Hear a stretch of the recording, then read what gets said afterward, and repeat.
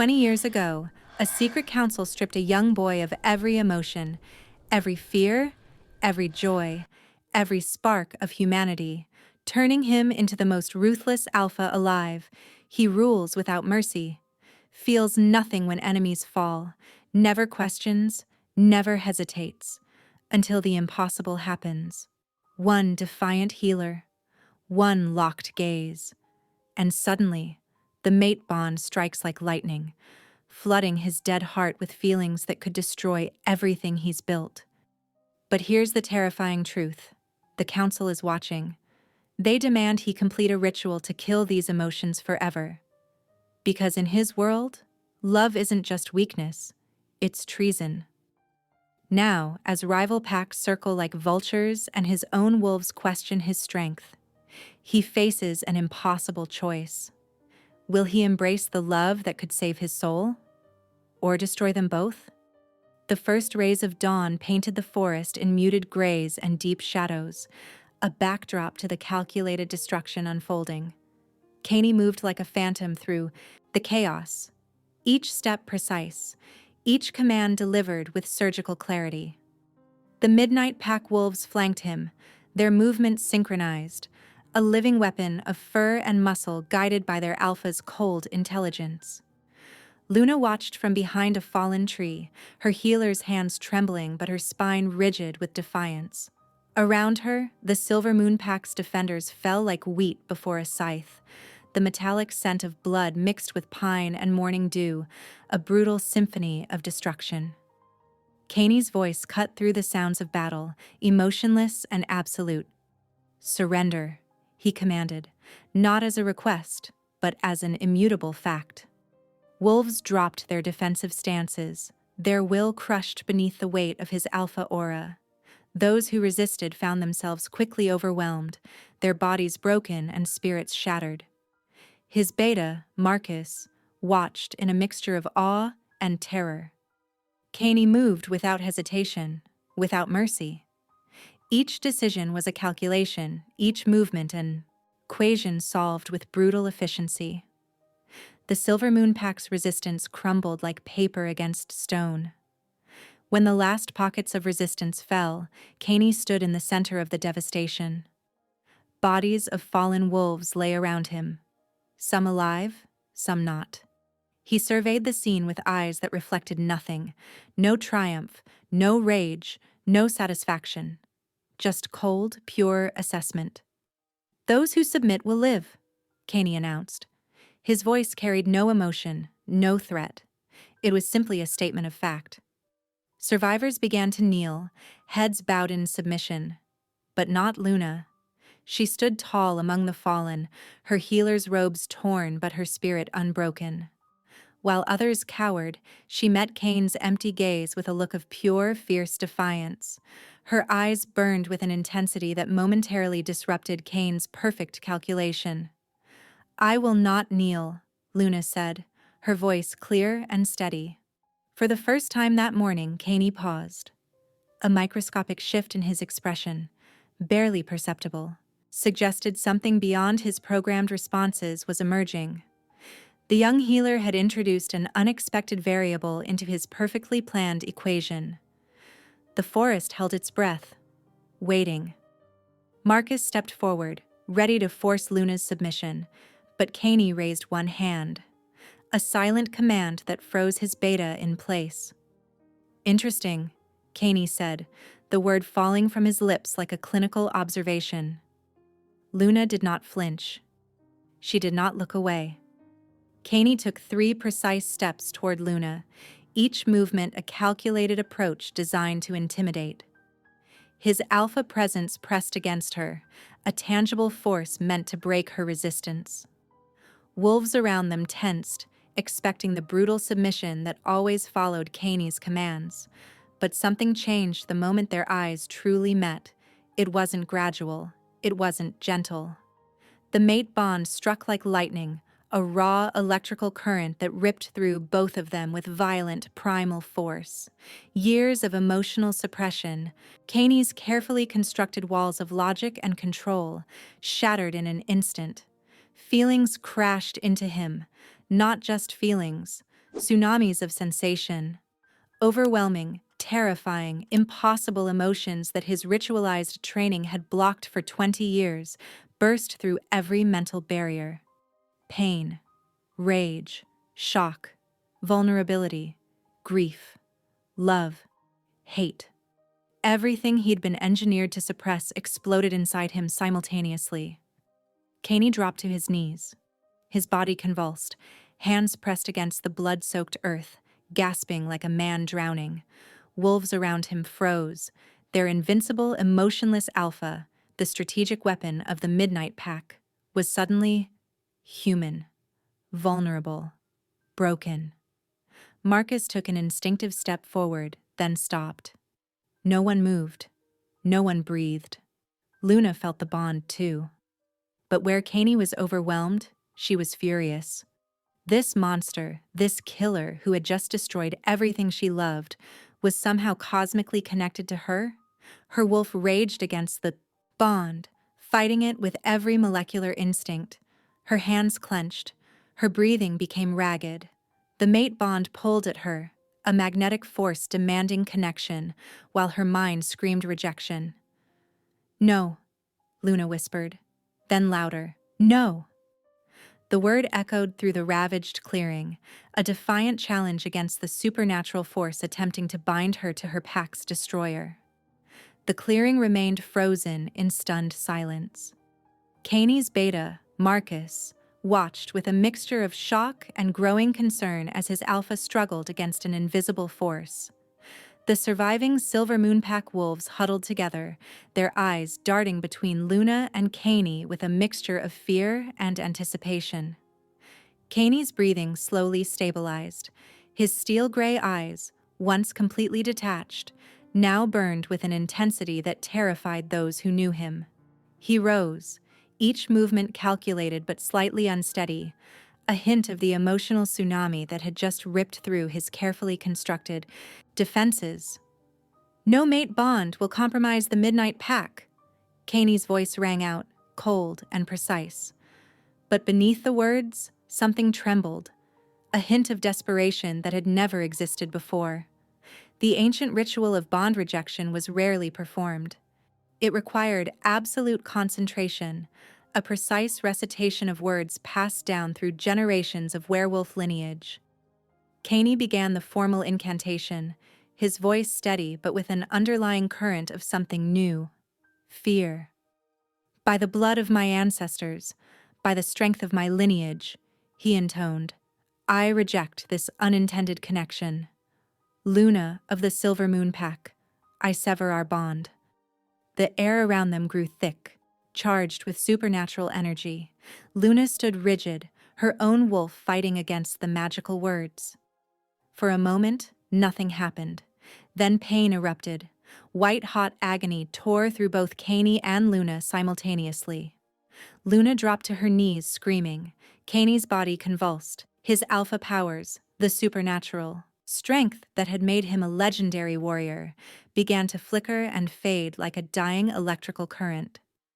Wolves around them stepped back. Marcus took an involuntary step forward, his hands half raised in concern. But pack protocol prevented intervention during a bond rejection ritual. Caney's legendary control shattered. He collapsed, his enhanced healing vanishing. For the first time since childhood, he was completely vulnerable.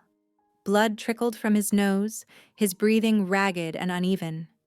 In the distant forest, hidden scouts from rival packs watched. Their eyes gleamed with predatory understanding.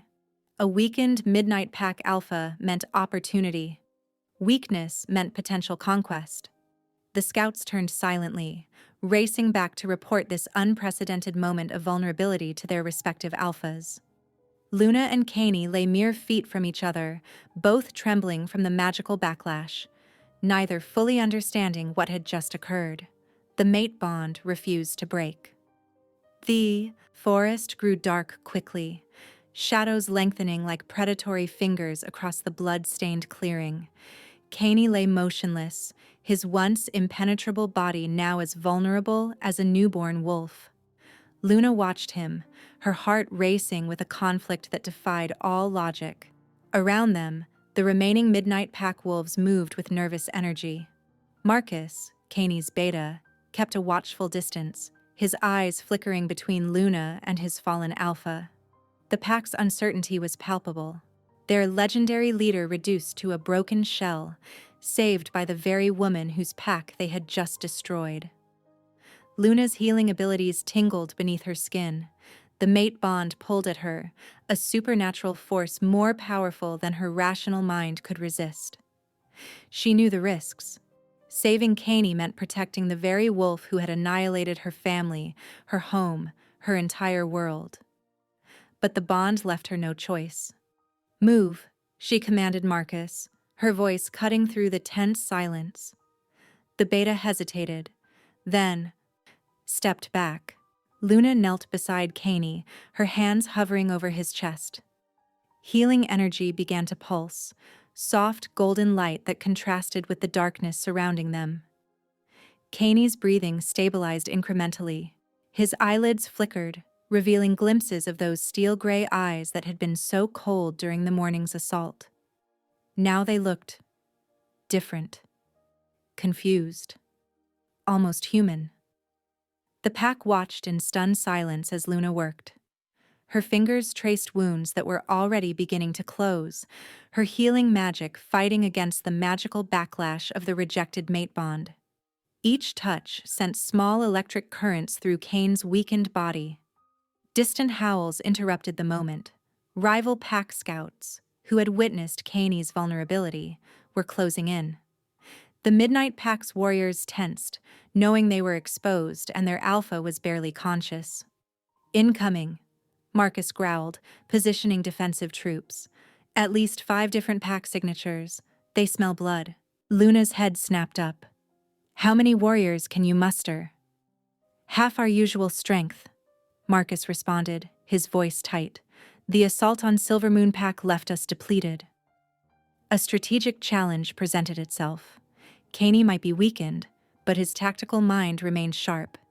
Even now, semi-conscious, he began mumbling defensive positions, his military training overriding his physical vulnerability.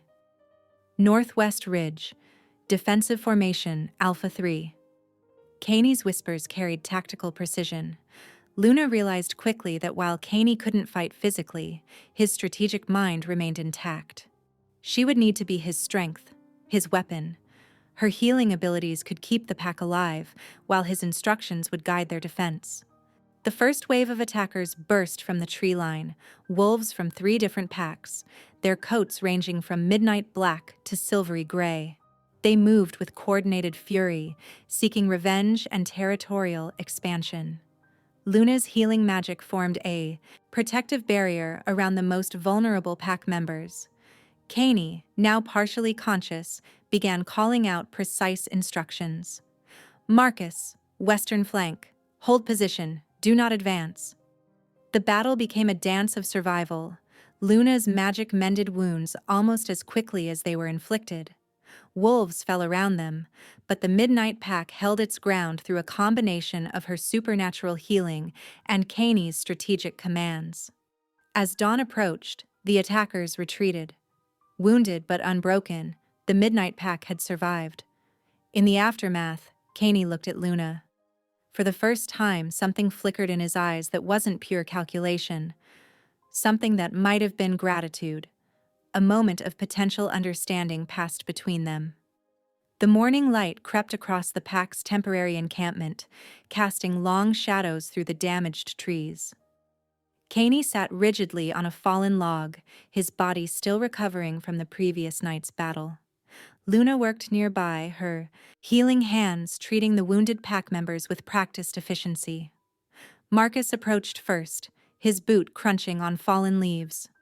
"Alpha, we've secured the perimeter, but our defenses are—" His words cut off abruptly, as 3 dark figures emerged from the misty tree line. They moved with an unnatural synchronization, their hooded robes blending into the morning shadows. Even the pack's most seasoned warriors instinctively took a step back. Luna's hands stilled.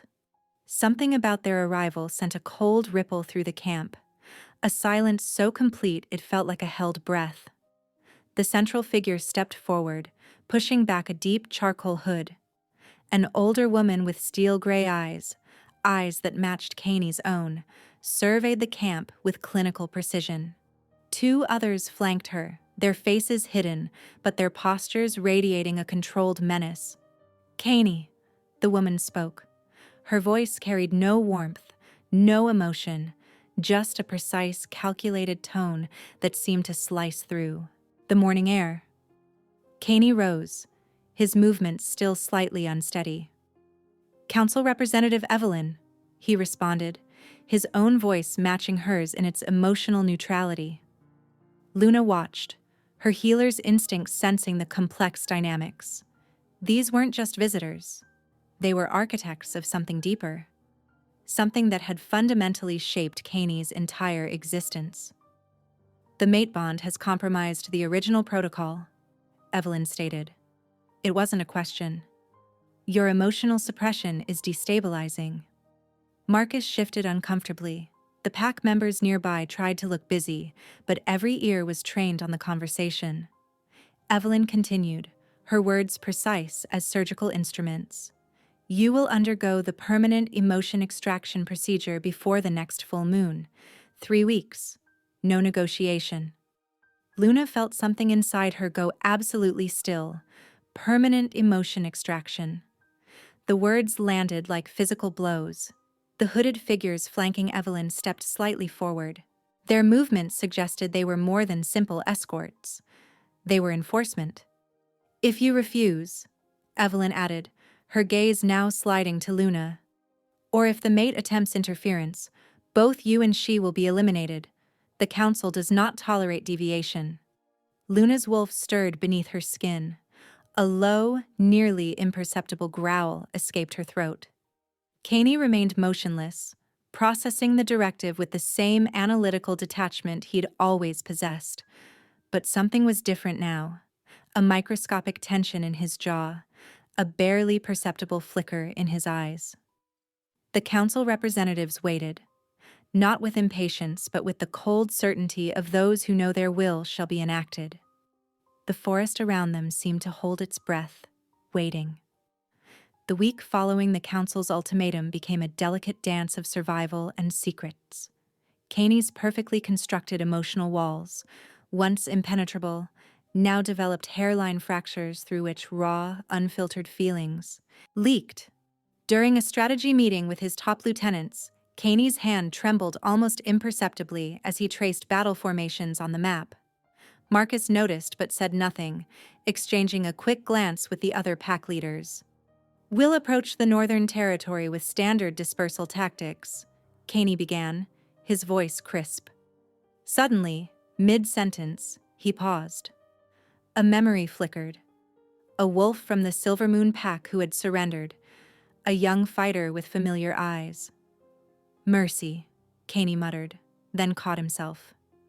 "I mean, minimal casualties."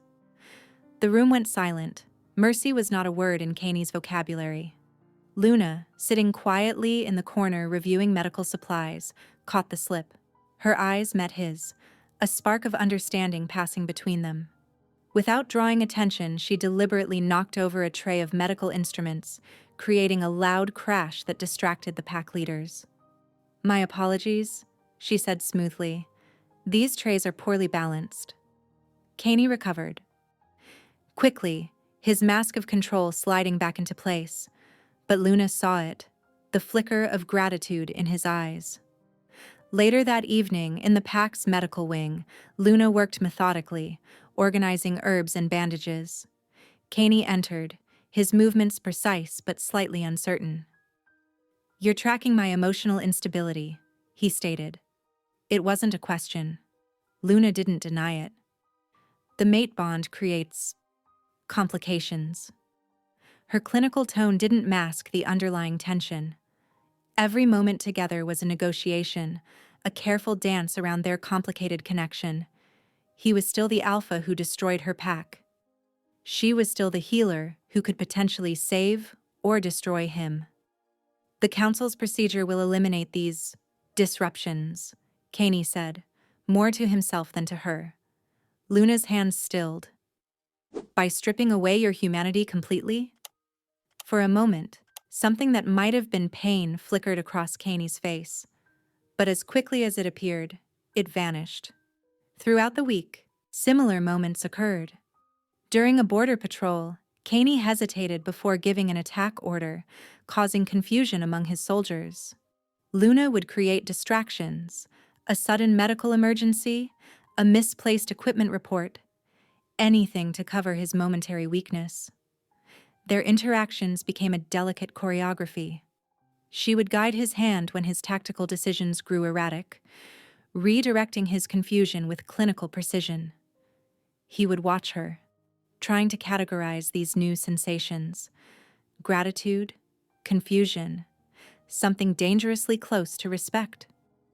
One evening, as Luna treated a wounded scout, Kaney observed her. Her hands moved with incredible gentleness, each touch calculated to heal, to restore. So different from his own approach of destruction. "Why do you help me?" he asked suddenly. The question hung in the air, raw and unexpected. Luna's hands didn't stop working. The mate bond is not a choice, it's a biological imperative. But they both knew it was more complicated than that. As the week progressed, the pack began to whisper. Their once unbreakable alpha was changing. Decisions became less predictable. Mercy replaced pure strategic elimination, and always, Luna was nearby, a stabilizing force in Kaney's unraveling world. The whispers spread like wildfire through the supernatural underground.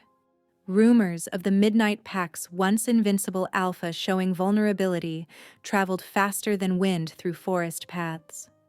Rival packs began testing boundaries, probing for weakness like predators sensing injured prey. The Bloodstone Pack's delegation arrived with calculated arrogance. Their alpha, Dimitri, was a broad-shouldered wolf with a reputation for brutal negotiations and strategic manipulation. He knew precisely how to exploit even the smallest crack in an opponent's armor. Luna sat beside Kaney during the meeting, her posture carefully controlled. To an outside observer, she appeared the perfect submissive mate, head slightly bowed, hands folded demurely. But her wolf senses were razor-sharp, monitoring every micro-expression, every subtle shift in the room's energy.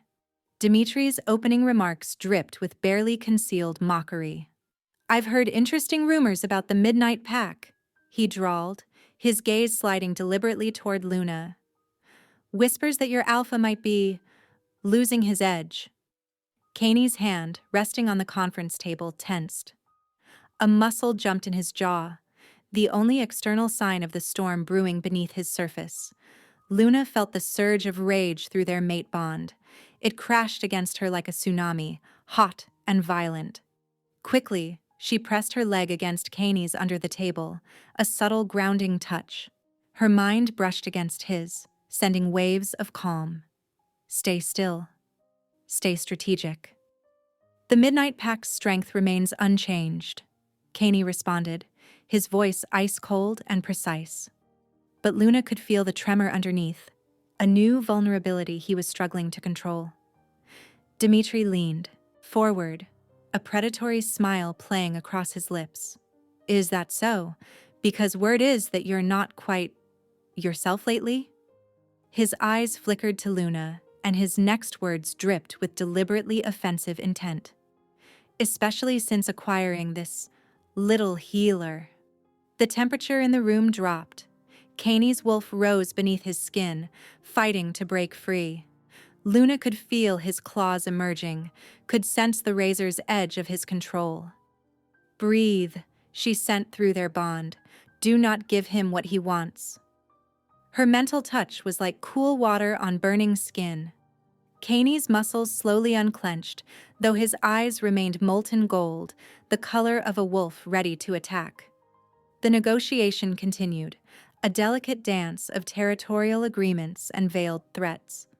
Luna remained his anchor, providing strategic nudges when his emerging emotions threatened to derail their carefully constructed facade.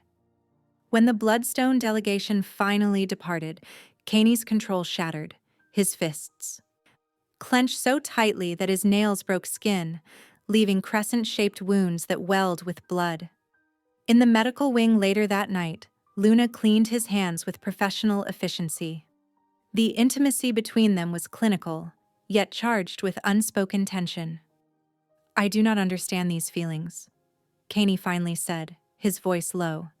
"When he spoke about you, I wanted to tear his throat out. The rage was—" He stopped, searching for words. Luna's hands stilled. She understood what he was trying to articulate, the primal, protective fury that came with the mate bond.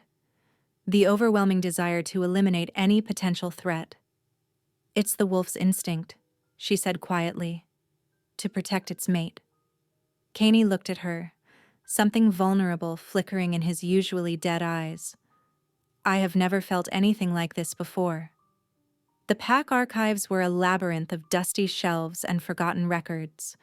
Most wolves avoided the space, considering it little more than a repository of outdated paperwork.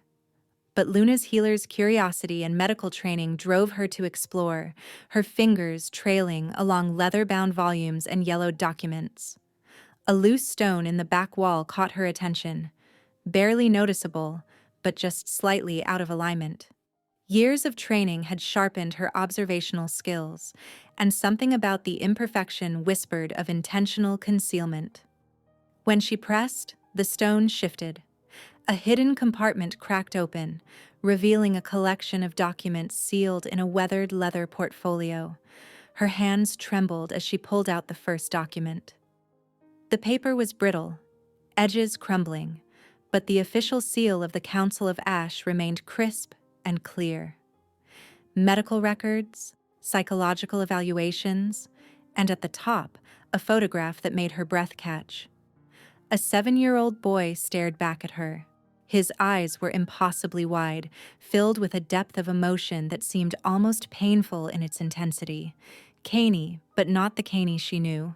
This child looked vulnerable, sensitive. Annotations beside the image used words like hyper-empathetic and emotional resonance beyond normal parameters. Luna read through the documents, her heart growing heavier with each page. The ritual wasn't about creating strength, it was about suppressing a heart that felt too much. The council had identified Kaney as a potential threat, not because of physical power, but because of his extraordinary emotional intelligence. They were afraid of him feeling, she whispered to herself, not because he was weak, because he was too powerful in a way they couldn't control. Preliminary reports described a child who could sense emotions so deeply that he could calm entire rooms of distressed wolves with nothing more than his presence. He didn't just understand feelings, he could transform them. The ritual wasn't an enhancement, it was a brutal amputation of his most fundamental self. Illustrations showed the progression of the ritual. Clinical. Drawings depicted a child strapped to a medical chair, electrodes attached, surrounded by hooded council members. Each image showed less light in the child's eyes, more mechanical precision replacing natural human response. Luna's hands shook. The documentation wasn't just a medical record. It was a documented destruction of a human soul. That night, she found Kaney in his study. He sat rigidly, reviewing pack boundary maps, his movements precise and calculated. But something had changed in how she saw him. "I know what they did to you," she said quietly. Kaney didn't move, but the pencil in his hand stopped mid-stroke. "You were 7, Luna continued. "They didn't create something new. They broke something that was already extraordinary." For the first time, a flicker of something, confusion, vulnerability, crossed Kaney's face. Not anger, not defense, just a raw, childlike uncertainty. Who was I? The question escaped before he could stop it. Soft, almost fragile. Luna stepped closer. Her hand, gentle, touched his cheek. Someone who felt everything. The distance between them dissolved. Their first kiss was tentative, unexpected, a bridge between the person Caney was and the person he might become. Possibility hung in the air, delicate as spider silk. The tension within the Midnight Pack's training grounds crackled like electricity. Early morning mist clung to the forest clearing, creating a ghostly backdrop for the gathering of warriors. Caney stood at the center, his posture still rigid, but something had changed in his demeanor, a hesitation where once there was only absolute certainty. Marcus, a young beta-track warrior with 6 years of training, stepped forward. His challenge wasn't physical, but tactical. "The defensive line you've mapped for our northern border leaves us vulnerable," he said, holding up a hand-drawn map. "These strategic points." In the past, such a challenge would have been met with immediate, brutal silence. The old Caney would have pinned Marcus to the ground, his dominance crushing any hint of dissent. But now, something different happened. Caney studied the map, carefully, consideringly. "Explain," he said simply. Marcus blinked, clearly expecting punishment. When no immediate threat materialized, he began to detail his alternative strategy. Luna watched from the sidelines, her heart racing. She could feel Caney's internal struggle through their mate bond, the battle between his programmed response and his emerging humanity. Whispers spread through the watching warriors. Some looked confused. Others looked hopeful. A few looked terrified. Beta Roderick, Caney's longtime second-in-command, stepped closer to Luna. "This isn't leadership," he muttered. "This is weakness." Luna's response was calm. "Leadership isn't about crushing every alternative thought. It's about understanding." The training session continued, but the dynamic had irrevocably shifted. Caney listened. He questioned. He didn't. Taking command, he collaborated. By noon, rumors were spreading through the pack. The invincible alpha who had conquered 3 territories was now discussing strategy, allowing challenges. The very foundation of pack hierarchy trembled. Outside their borders, enemy packs took notice. The Bloodstone Pack's scouts reported back with gleeful anticipation.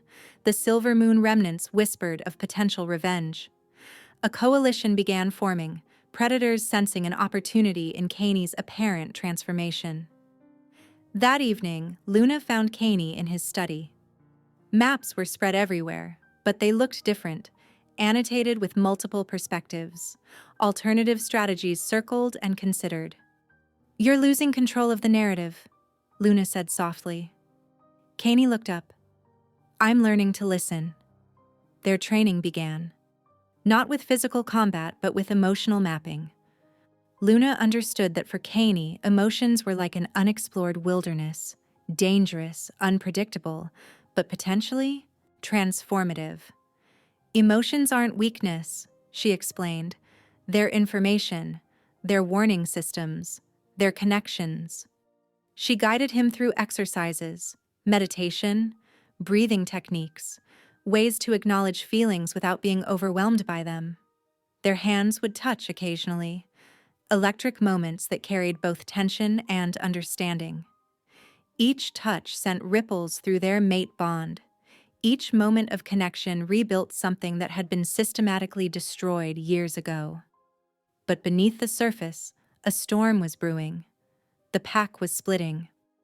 Loyalists who remembered Caney's ruthless conquests saw his change as betrayal. Younger wolves saw possibility. And circling beyond their borders, enemies waited for the perfect moment to strike. The moonlight spilled through the windows of Caney's private chambers, casting silvery shadows across the wooden floor. Luna stood near the window, her silhouette framed by the night, watching as Caney moved about the room with an uncertainty that was both vulnerable and powerful. "The council will challenge everything," she said softly, turning to face him. "Tomorrow isn't just about leadership. It's about who you've become." Caney's eyes met hers, no longer the dead, calculating gaze of before, but something more, something searching. The transformation was more than physical. It was cellular, fundamental. "I've never been this," he said, his voice rough with emotion he was still learning to understand. "Before you, I was a weapon. Calculated. Precise." Luna stepped closer. The mate bond hummed between them, an electric current of potential and connection. Her hand reached out, touching his cheek. Unlike their previous interactions, this touch was deliberate, intimate. "You're learning," she whispered. The tension between them shifted. No longer adversaries, no longer strangers bound by cosmic circumstance. Something more profound was emerging. Kaney's hand covered hers. For the first time, he wasn't analyzing the touch. He was feeling it. "I want to understand," he said. "Everything." Their kiss was not like previous moments. This was a claiming, a surrender. Luna felt Kaney's hesitation, centuries of emotional suppression fighting against newfound sensation. But beneath that, a raw, primal connection that transcended the ritual that had broken him. Clothing fell away, not with urgency, but with a tender exploration. Each touch was a revelation. For Kaney, every sensation was new: the silk of Luna's skin, the warmth of her breath, the complex landscape of human, of werewolf, intimacy. Luna guided him, not just physically, but emotionally. She knew this was more than a physical bonding. This was healing, reconstruction. "Feel," she whispered against his ear. "Just feel." And he did. The mate bond amplified everything. Where once Kaney would have approached this with clinical precision, now he was overwhelmed. Sensations cascaded through him: heat, connection, vulnerability. Emotions he had never permitted himself to experience. Luna's pendant, her mother's legacy, lay on the bedside table, a silent witness to their transformation. Their bodies moved together, not just as potential mates, but as partners, equals, something neither had expected when this journey began. Afterward, wrapped in moonlight and each other, they spoke of strategy, not as conqueror and conquered, but as two minds united. "The Council will not understand this," Kaney said, tracing patterns on Luna's skin. She smiled. "No, they won't." The night air crackled with anticipation as moonlight spilled across the Midnight Pack's central gathering ground. Hundreds of wolves formed a tight circle, their breath suspended in collective tension. Kaney stood at the center, Luna positioned strategically near the edge, close enough to support, far enough to maintain pack protocol. 3 challengers stepped forward. Each represented a different threat. Marcus, the senior beta who believed. Emotion made Kaney weak. Elena, a tactical strategist from the Northern Territories who saw an opportunity to destabilize the pack. And Rourke, a young aggressive warrior hungry for power. Kaney's stance was different from previous challenges. Where once he would have been a statue of cold calculation, now he moved with fluid awareness. His eyes, no longer dead and remote, scanned each opponent, reading not just their physical tells, but the emotional currents beneath. Marcus attacked first, a brutal rush designed to test Kaney's reduced physical strength. But Kaney anticipated the move, stepping aside with a grace that suggested he was reading Marcus's intentions before they became action. Luna's subtle nod confirmed her silent communication through their bond. "You're not the machine you were," Marcus snarled, spinning for another strike. Kaney's response surprised everyone. "No, I'm more." The fight became a dance of strategy and emotion.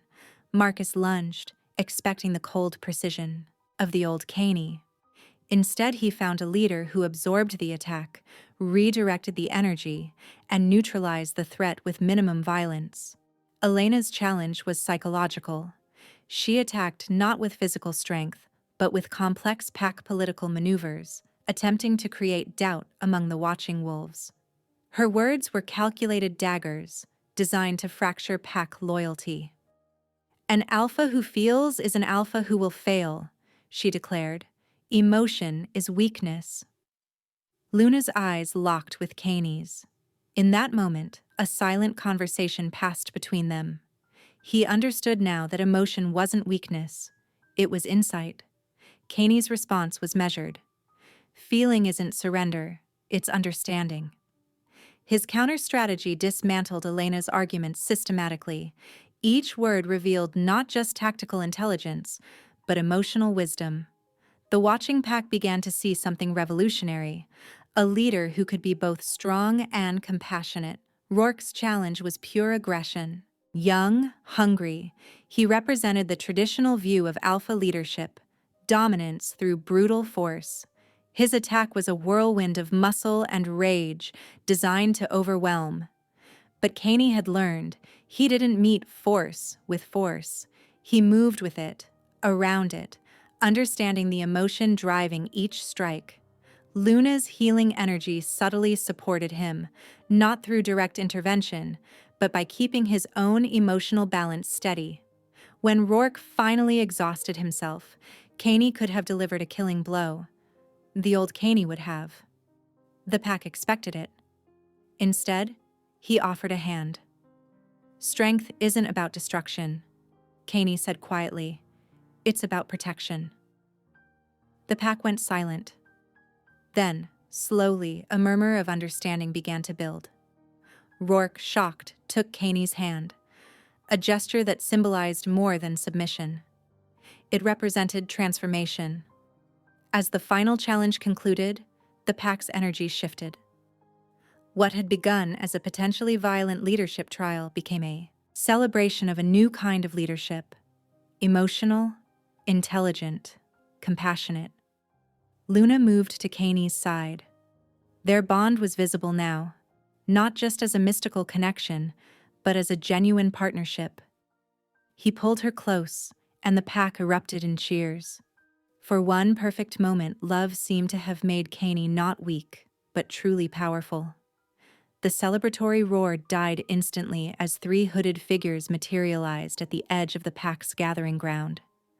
The moonlight seemed to dim, casting long shadows that stretched like accusatory fingers toward Kaney and Luna. Kaney's hand, which had been warmly clasped with Luna's, went rigid. The pack fell into absolute silence, sensing something dark and dangerous had entered their midst. The lead figure, tall, impossibly thin, wearing a mask that looked like polished bone, stepped forward. When he spoke, the voice was neither male nor female, but a chilling blend that seemed to scrape against the very air. Kaney, the figure said, you have violated every condition of your creation. Luna felt Kaney tense beside her. His body went absolutely still, the way a predator freezes before striking. But this time, something was different. Instead of cold calculation, she sensed a flicker of genuine emotion. Fear, perhaps. Protective instinct. The council member raised a hand. Ancient symbols etched into the skin began to glow with a sickly green light. The failsafe activates now. Luna understood immediately. The ritual that had originally stripped Kaney's emotions wasn't just a procedure, it was a binding magical contract, and contracts in their world always had consequences. No, she whispered. The magic struck Kaney like a physical blow. He didn't cry out. Instead, his eyes went blank, the dead, calculating stare she remembered from their first meeting. The warmth that had been growing, the humanity they'd carefully nurtured over weeks, began to dissolve. Memories flickered and died in his gaze. Their first tender moments, the vulnerability he'd shown, their shared strategies, their kisses, their hope, gone. The pack watched in stunned silence as their transformed alpha became, once again, a machine. Kaney turned, looking at Luna with absolutely no recognition, no emotion, just the cold assessment of a strategic weapon evaluating a potential threat or asset. "Who are you?" he asked flatly. The morning light filtered through the pack house windows, casting sharp shadows across the meeting room where Caney sat, his posture rigid and precise. Luna stood before him, her eyes pleading, but finding no warmth in his gaze. The mate bond hummed between them, a live wire of connection that Caney processed purely as an anomalous data point. "You present multiple security risks," Caney stated, his voice a clinical monotone that cut through Luna's desperate attempts to reach him. "First, you are from the conquered Silvermoon Pack. Second, you demonstrate an inexplicable familiarity with pack leadership protocols. Third, there is an unidentified magical connection between us that requires immediate investigation and neutralization." Luna's heart shattered. The man she had carefully helped rediscover his humanity was gone, replaced by something colder and more dangerous than before. Where the old Caney had been a strategic machine, this version contained a razor's edge of potential cruelty, as if the brief taste of emotion had transformed his logical processing into something more vindictive. "Caney," she whispered, "you know me. We're mates?" He interrupted, the words spoken with clinical detachment. "A biological imperative that I cannot currently comprehend or validate. Your proximity represents an unacceptable risk to pack stability." His beta, Marcus, stood nearby. Unlike the previous weeks where he had witnessed Caney's emotional transformation, now he watched with a mixture of relief and unease. The familiar, predictable alpha had returned, but something was different. A hint of something darker lurked beneath the surface. "Secure her in the underground cells," Caney instructed Marcus. "Limit her interactions. Perform a full magical scan to determine the source of our connection." Luna's wolf rose within her, fighting against the command. But the mate bond, though still present, felt muted, like a radio signal interrupted by static. She could feel Caney's presence, but he was unreachable. "You won't get away with this," Luna said, her voice breaking. "What we shared." "What I shared was a temporary psychological aberration," Caney cut her off. "The Council's intervention has restored optimal functionality. Your emotional manipulation attempts are noted and will be neutralized." Marcus approached Luna, his movements hesitant. The pack watched in stunned silence as their newly transformed alpha reverted to his original state, but with a chilling difference. Where the old Caney had been coldly efficient, this version seemed to carry a potential for calculated cruelty that hadn't existed before. The underground cells awaited, a testament to the brutal efficiency of the Midnight Pack. Luna knew that every moment she spent separated from Caney would make reconnecting more difficult. The mate bond might be intact, but without emotional recognition, it was nothing more than a mystical constraint. As Marcus led her away, Luna caught a final glimpse of Caney. He was already reviewing pack documents, her entire existence already filed away as an administrative problem to be solved. The transformation was complete, and the real battle was just beginning. The pack compound transformed under Caney's renewed cold leadership. Where his brief period of emotional awakening had shown glimpses of compassion, now every decision cut like a razor's edge. New regulations appeared overnight: mandatory pre-dawn training sessions, strict silence during meetings, and immediate punishment for any perceived weakness. During pack assemblies, Caney's voice rang with absolute authority. "Emotion is a liability," he declared, pacing before his wolves. "Strength comes from precision, not feeling. Any member showing hesitation or softness will be immediately reassigned to border patrol." The punishments were swift and brutal. A young wolf who hesitated during combat training found himself stripped of rank and sent to the most dangerous outer territories. Another who showed mercy during a hunting exercise was publicly humiliated and forced to stand in submission before the entire pack. In the underground cells, Luna watched and listened. Her guards, Marcus's younger brother Derek and an older she-wolf named Elena, rotated shifts, each bringing her small pieces of information. They spoke in whispers, careful not to be overheard. "He's preparing for war," Derek muttered during one late-night shift. "Caney's sending scouts to every neighboring pack's border. It's like he's trying to provoke simultaneous conflicts." Elena nodded, her weathered face etched with concern. "This isn't strategy, this is destruction." The old Caney was cold, but calculated. This version, he's unpredictable. Luna's mind raced. She had discovered something crucial in the ancient texts smuggled to her by her sympathetic guards. The memory curse wasn't a complete erasure, it was a suppression. Every emotion, every moment of connection with her was still buried within Caney's consciousness. Like a locked vault, the memories remained intact, just inaccessible. "The experiences are still there," Luna whispered to Elena during a quiet moment. "The ritual didn't destroy them. They're hidden, but not gone."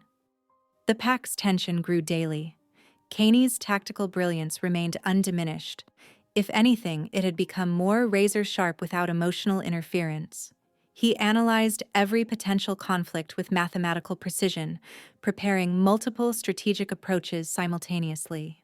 The neighboring Bloodstone pack received increasingly aggressive communication. Boundary markers were reset, provocative messages delivered. To the Western Forest packs, Caney sent reconnaissance teams that seemed designed to create maximum tension without direct conflict. Within the Midnight Pack, fear became the primary emotion. Wolves who had witnessed Caney's brief transformation now walked on eggshells, remembering the compassionate leader who had briefly emerged. Now he was worse than before, not just emotionally distant, but actively hunting any hint of softness. Luna's network of allies grew quietly. Derek, Elena, and 3 other pack members who remembered the change began sharing information, watching Caney's movements, collecting evidence of his increasingly unstable leadership. The mate bond between Luna and Caney remained, a thin, vibrating thread of connection that she could feel but not fully access. It was like a radio signal just beyond clear reception, crackling with potential but not quite comprehensible. Her strategy was taking shape. If the memories were suppressed but not destroyed, there might be a way to break through. But she would need patience, allies, and an opportunity. The pack waited, tension coiling like a spring, ready to snap at any moment. The underground cell network became a whispered web of resistance. Luna's influence spread quietly, her natural empathy and strategic mind connecting prisoners and discontented pack members like intricate threads of a hidden tapestry. Derek, her most trusted ally, moved carefully during his guard rotations. He passed messages through subtle signals, a particular way of adjusting his uniform, a specific arrangement of water cups, coded scratches on cell walls. Each communication built a network of wolves who remembered Caney's brief moment of humanity and mourned its loss. The pack meeting that would change everything began with brutal efficiency. Caney stood at the front of the assembly hall, his movements precise and calculated. A young wolf named Garrett trembled before him, accused of falling asleep during night watch, a technically minor infraction that Caney now treated as a capital offense. "Failure is unacceptable," Caney's voice cut through the silent room. "Execution is the only appropriate response." The pack held its collective breath. Garrett, barely more than a juvenile, looked terrified. His mother sat in the back, tears silently streaming down her face. It was Marcus, Caney's longtime beta and closest companion, who finally broke. "This is madness," Marcus spoke, his voice low but firm. "Execution for a single mistake? This isn't leadership. This is butchery." The room went absolutely silent. Every wolf understood the risk Marcus was taking. Challenging an alpha, especially Caney, was tantamount to suicide. Caney turned, his movements liquid and dangerous. "What did you say?" Marcus stood his ground. "I said this isn't leadership. The pack is dying under your current rule. We're losing our humanity, our purpose. For a moment, nothing moved. Then Caney launched himself at Marcus with inhuman speed. Claws extended, eyes blazing with murderous intent, he meant to kill his oldest friend and most trusted lieutenant. The attack stopped mid-motion. A sudden, inexplicable pain shot through Caney's chest. Sharp and precise, it felt like a physical manifestation of something trying to break through his emotional barriers. He gasped, staggering backward. Below, in the underground cells, Luna clutched her chest. She felt Caney's pain, the mate bond briefly flaring to life despite the memory curse.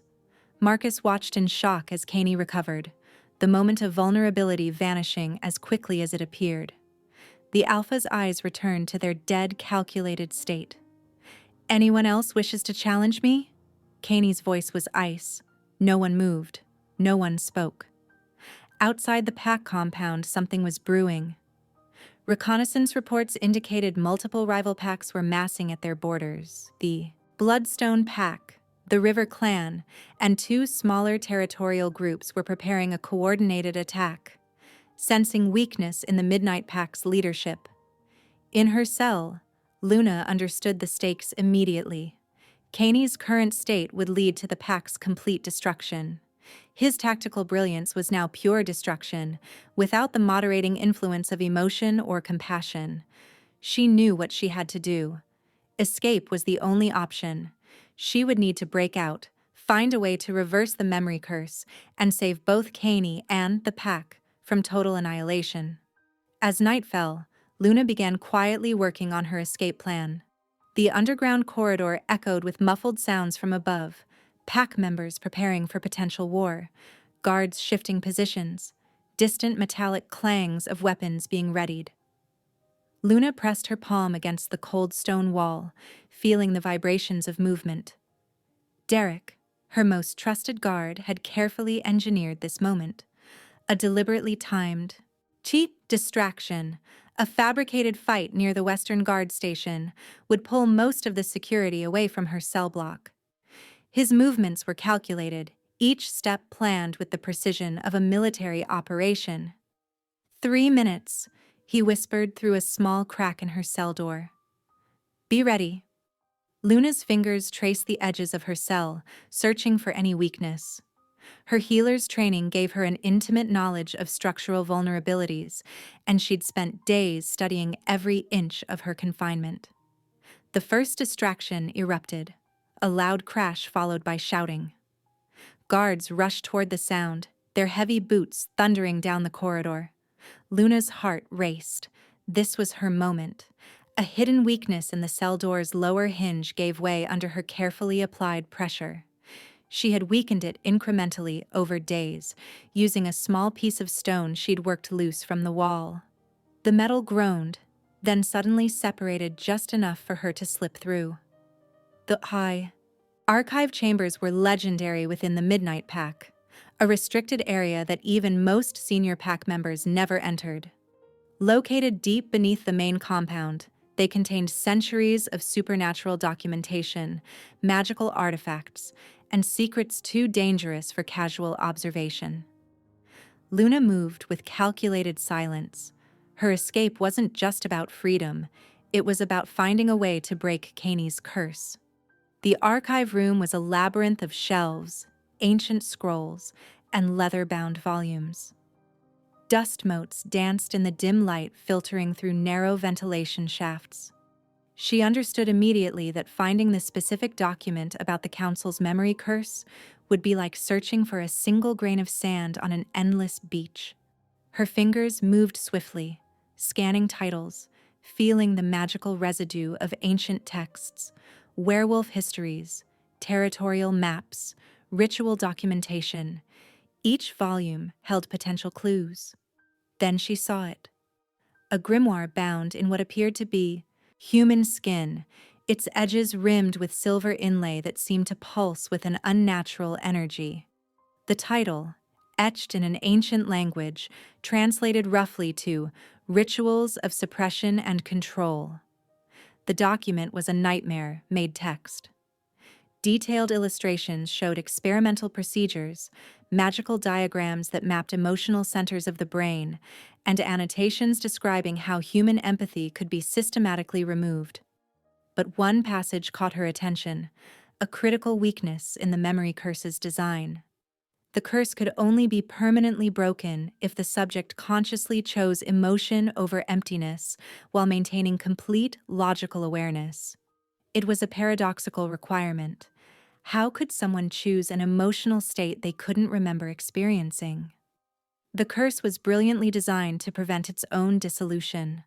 By removing the memory of emotional experience, it created a logical trap. Caney couldn't choose what he couldn't remember feeling. Luna's mind raced. She needed something powerful enough to shock Caney into remembering, even for the briefest moment. Something that would pierce through the magical barriers and force a genuine emotional response.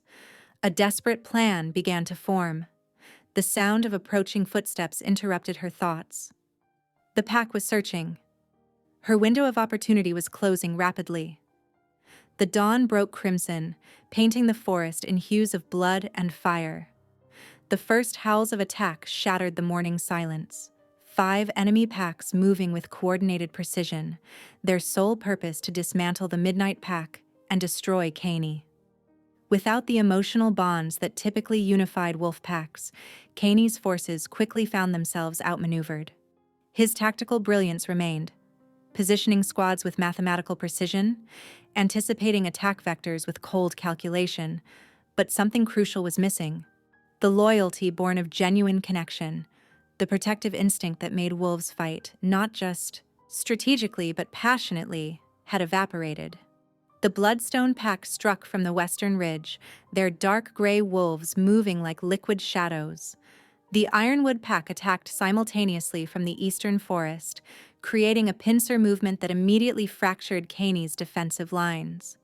His beta, Marcus, shouted coordinated retreat instructions, but the pack's cohesion was crumbling. Caney moved through the battlefield like a machine, his movements precise but increasingly desperate. Each tactical decision was perfect on paper, yet somehow ineffective in practice. Without emotional intuition, his strategies felt mechanical, predictable. Enemy alphas recognized this weakness instantly.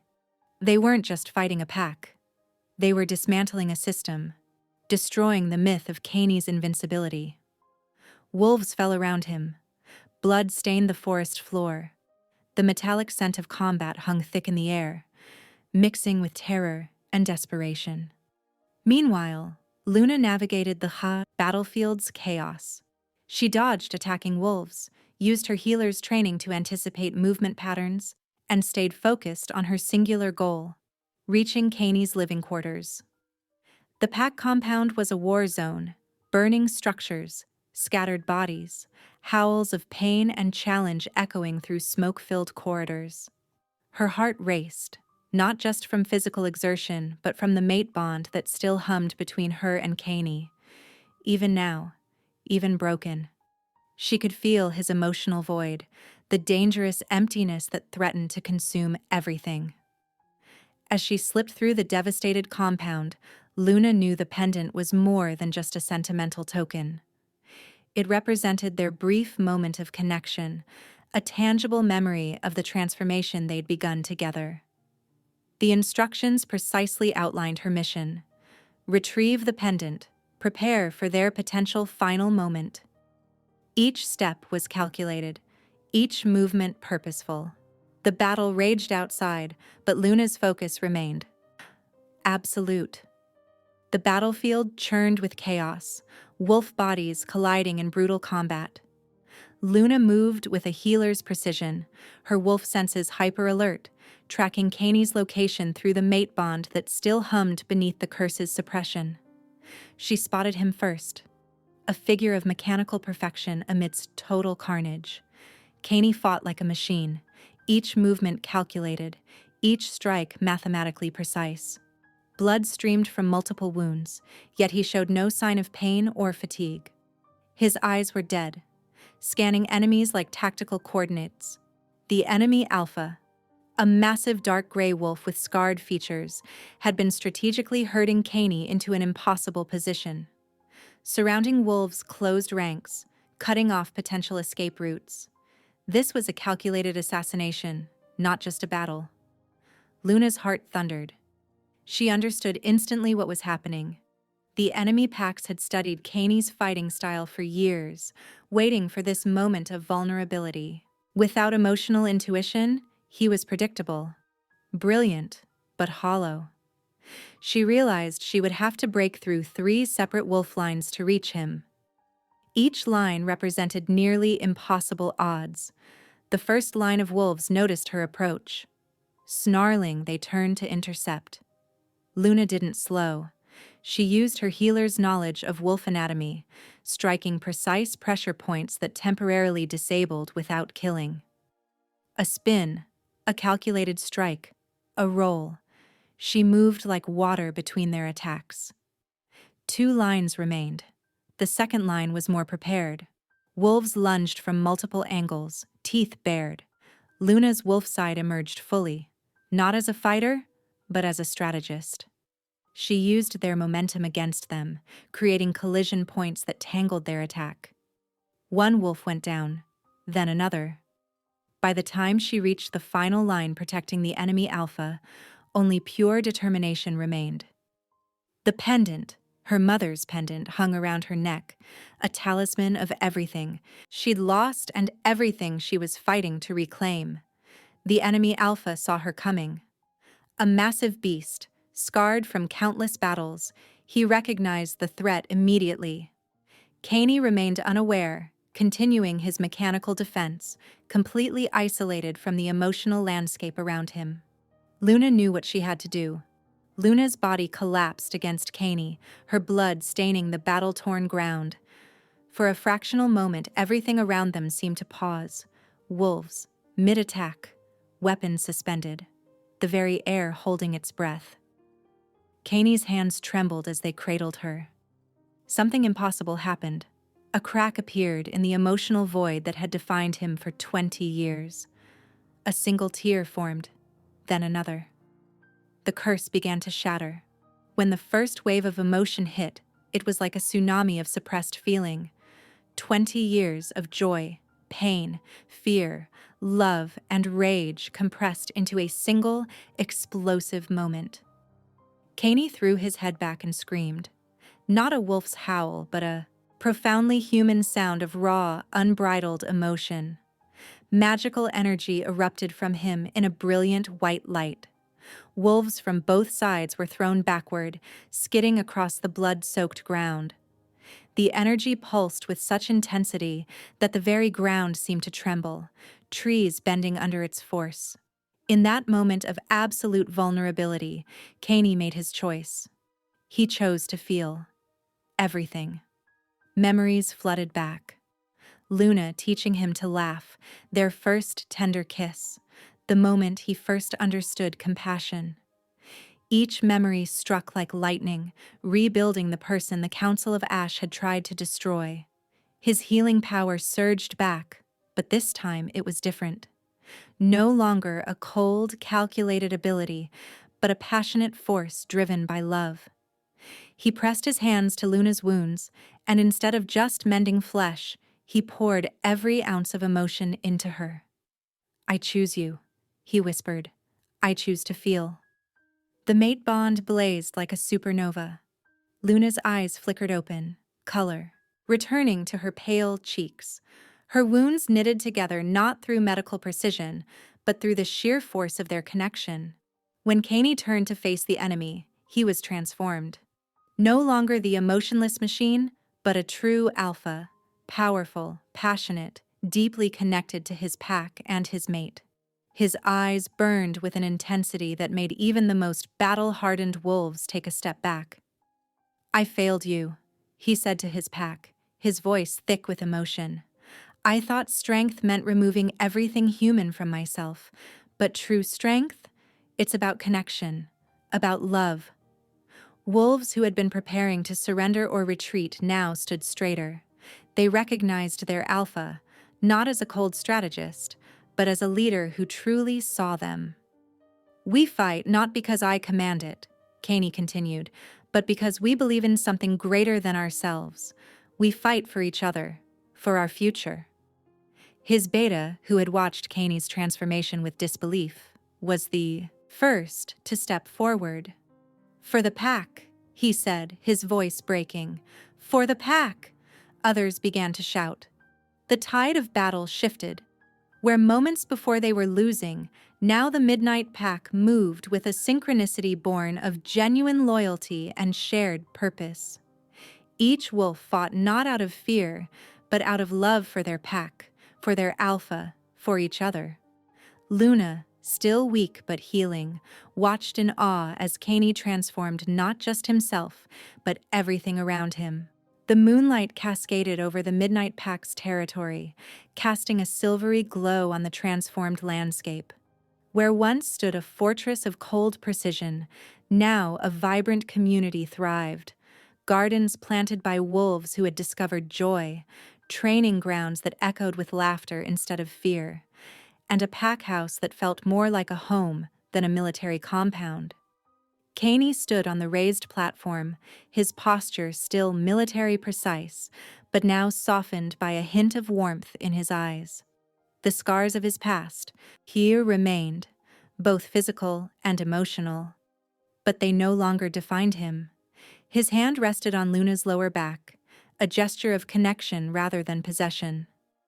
"The boundary negotiations with the Riverstone Pack are complete," Kaney announced, his voice carrying the perfect balance between authority and compassion. "We've secured a trade agreement that benefits both territories." Luna stepped forward, her healer's knowledge complementing his strategic mind. "Their southern grazing lands will provide additional resources for our pack during the winter months," she added, her eyes meeting Kaney's with a private smile that spoke of their deep connection. The pack gathered around them. Wolves who had once feared Kaney now looked to him with genuine respect and affection. His transformation hadn't weakened the pack. It had made them stronger. Strategic thinking now merged with emotional intelligence, creating a leadership style that was both brilliant and deeply humane. Beta Marcus approached, carrying a scroll of trade agreements. Where he once walked in fear, now he moved with confidence, knowing his alpha would hear him, truly hear him. "The Northern Territories have also sent an envoy," Marcus reported. "They're interested in our new approach to pack management." Kaney's lips quirked, a smile that was still a work in progress. Emotion didn't come easily to him, but it came more naturally with each passing day. Luna's influence had been transformative, teaching him that vulnerability wasn't weakness, but the truest form of strength. The pack's daily life had changed dramatically. Young wolves now received emotional training alongside physical combat.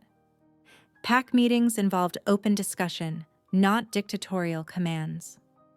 The weekly healing circles, initiated by Luna, allowed pack members to share their struggles, creating a community of support that was unprecedented in werewolf society.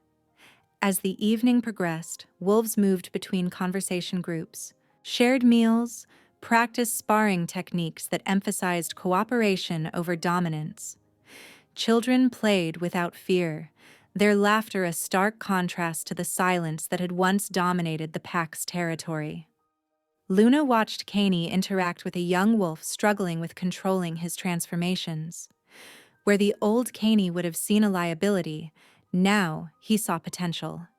He spoke softly, shared his own struggles, demonstrated techniques with patience. "Your emotions are not your enemy," Kaney told the young wolf. "They are information. Learn to listen to them, not fight them." The transformation extended beyond their pack. Word had spread through supernatural circles about the Midnight Pack, a territory where emotion was a strength, where leadership meant understanding, not just commanding. Former enemy packs now sought alliances, curious about this radical new approach. As the full moon rose higher, casting its silver light, the pack began to gather for their monthly celebration. Drums began to beat, a rhythm that spoke of unity and joy. Wolves began to dance, Not the rigid formations of the past, but a fluid, joyful celebration of community. Caney pulled Luna close, their bond humming between them. A living, breathing connection that had defied every expectation. The mate bond that had once seemed like a curse had become their greatest strength. The night was alive with possibility, with hope, with the promise of a future where feeling was not just allowed, but celebrated.